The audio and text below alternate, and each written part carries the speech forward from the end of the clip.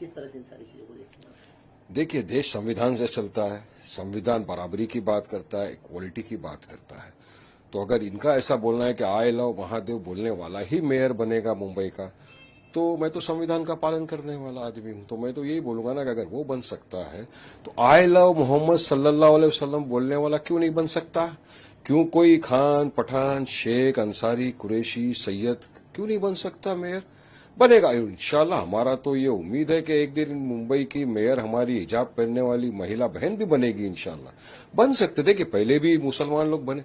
भारत के प्रेसिडेंट बन चुके हैं APJ Abdul Kalam Azad ji, vice president रह चुके हामिद साहब, कितने सारे गवर्नर हैं जो बने हैं मुसलमान। मगर ये बोलना कि नहीं, ये बोलने वाला ही बनेगा, ये बिल्कुल असंवैधानिक है। ऐसा नहीं, जनता जनार्दन है। पब्लिक जिसको मोहब्बत से नवाजेगी, वोटों से नवाजेगी, वो जीतेगा और इंशाल्लाह मेयर बनेगा।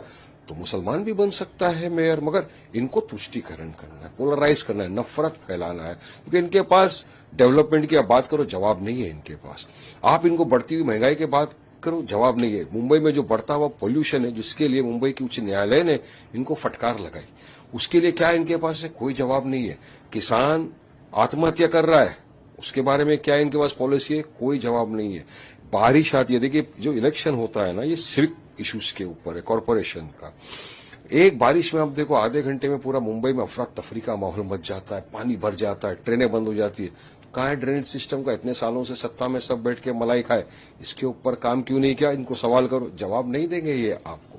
तो ये तमाम मुद्दों से ध्यान भटकाने के लिए इनको एक ही चीज मिल गया है, किसी भी तरह मुसलमानों के खिलाफ अनाप शनाप बकवास करो, ध्यान भटकाओ, ध्रुवीकरण करो, पोलराइज करो, अपनी गंदी राजनीति को चमकाओ। मगर महाराष्ट्र की आवाम समझदार है, इनके झांसों में नहीं जाएगी।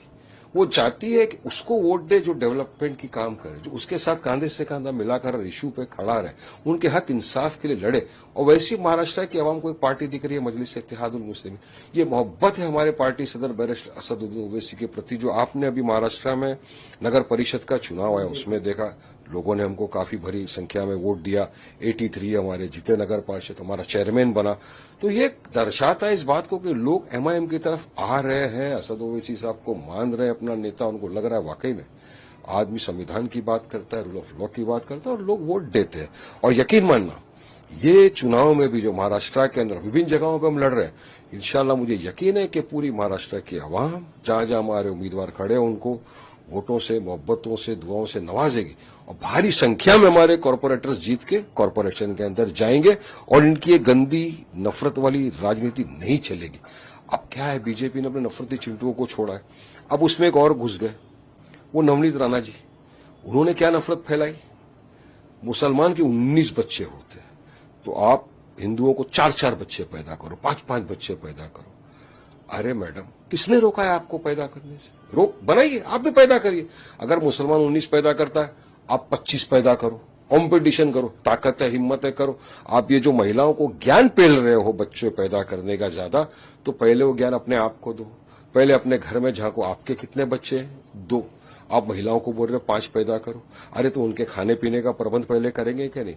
और मैं तो आपके माध्यम से पूछना चाहता हूं कि मैडम जी, मुझे वो कपल के पास ले चलो जिनके 19 बच्चे, मैं मिलना चाहता हूं उनसे।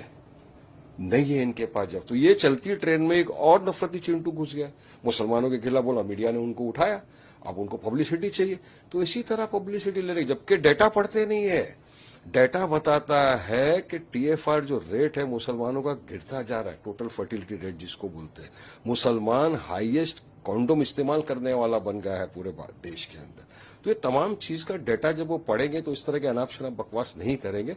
तो मैं चाहूंगा कि आप भी उनको ज्यादा पब्लिसिटी मत दो। ये बीजेपी को आदत है सिर्फ ध्रुवीकरण करना, नफरत फैलाना। कॉर्पोरेशन चुनाव में जनता जवाब देगी। आंकड़े की आपने बात की, तो एमआईएम की क्या तैयारी है? क्या आंकड़े मैदान में उतारने की तैयारी है? क्योंकि जिस तरह से आपने कहा कि 83 जो आंकड़े आए हैं, वो बहुत बड़ा जवाब है, बहुत बड़ा तमाचा है उन लोगों पे जो एमआईएम को बहुत कम में आते थे? देखिए, बिल्कुल हमारी पूरी तैयारी है। मजलिस इत्तेहादुल मुस्लिमीन महाराष्ट्र के अंदर विभिन्न जगहों के ऊपर नगर पालिका का चुनाव लड़ रही है और पूरी ताकत के साथ, पूरी मजबूती के साथ हम चुनाव में मैदान में उतरे हैं। हमारी पूरी टीम रेडी है। बैरिस्टर असदुद्दीन ओवैसी साहब के नेतृत्व के अंदर हम ये चुनाव लड़ेंगे। हमारे इम्तियाज भाई है औरंगाबाद के, हमारे जो प्रेसिडेंट है वो रहेंगे और पूरी तरह मजबूती के साथ हर एरिया के अंदर। और मुझे यकीन है कि जहां जहां भी हमारे उम्मीदवार खड़े हैं, जितनी भी जगहों पे, वो 1-2 दिन में क्लियर हो जाएगा कहां कहां से कोई खड़ा है, किस किस को टिकट दिया है। हर जगह से मुझे यकीन है कि इस मर्तबा हमारे को भारी संख्या के अंदर लोगों के वोट मिलेंगे, दुआएं मिलेगी और हमारे ज्यादा से ज्यादा कॉर्पोरेटर चुन के कॉर्पोरेशन में जाएंगे और लोगों का विकास का, लोगों के हक इंसाफ की बात करेंगे, काम करेंगे। Our work is our identity, ये हमारी पार्टी मजलिस इत्तेहादुल मुस्लिमीन का मोटो है और उसमें हम खड़े उतरेंगे इंशाल्लाह। वैसे जी एक आखिरी सवाल, हमने देखा कि बांग्लादेश में जो जाति का जो आग है, चिंगारी है, वो बांग्लादेश तक पहुंची है। वहां पर वीएचपी की तरफ से विरोध प्रदर्शन किया जा रहा है कि हिंदुओं को मारा जा रहा है। फिर उसके बाद ये भी बात सामने आ रही है कि माइनॉरिटीज जो है वो भी वहां परेशान हो रहे हैं। इन सारी चीजों को कैसे देखते हैं आप?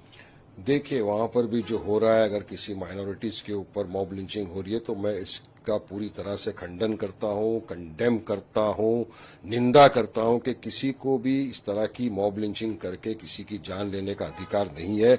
सबको कायदे कानून का पालन करना चाहिए, संविधान के दायरे में अपनी बात रखनी चाहिए, अपना काम करना चाहिए, नहीं होना चाहिए। देखिए, कोई भी रिलीजन किसी निहत्थे को भीड़ जमा करके मारने की इजाजत नहीं देता कि आप किसी की जान लो। किसी की जान लेने की इजाजत किसी को भी नहीं है। तो मैं इसका पूरा खंडन करता हूं। साथ ही साथ मैं बताऊंगा कि हमारे भारत देश के अंदर भी हर आए दिन हम अब देख रहे हैं कि किस तरह बेगुनाह बेकसूर मुसलमानों को कभी जेएसआर नहीं बोलने की बात पर, कभी गाय के गोश्त की शक की बुनियाद के ऊपर मॉब लिंचिंग करके भीड़ द्वारा उसको कत्लेआम कर दिया जाता है, उसको मार दिया जाता है। ये भी कंडेमनेबल है। खंडन इसका भी सबको करना चाहिए कि ये ना हो। सबको रूल ऑफ लॉ फॉलो करना चाहिए। मगर होता क्या है, अब यूपी के अंदर देखो अखलाक की मॉब लिंचिंग हो गई तो उसके जो कातिल थे, दरिंदे जो बाहर छूटे थे, तब बीजेपी की सरकार वहां बोलती है उनपे से तो केस भी विड्रॉ कर लेंगे हम।